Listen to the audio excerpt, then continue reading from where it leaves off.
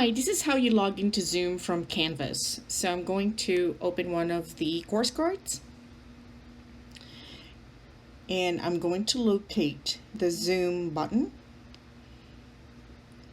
This one says Zoom link, so I'll just click on this one. I am going to sign in.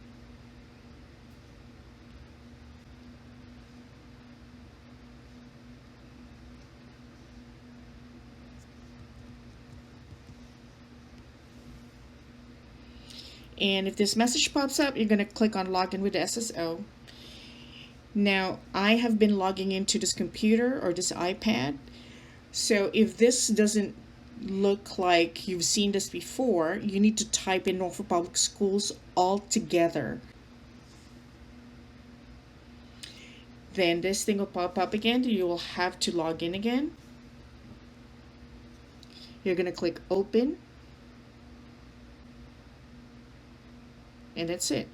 So you will just have to wait for the host to start this meeting. Now you're not going to click on sign in. So if you notice, if you are the host, you're going to sign in to start this meeting, but you are not the host.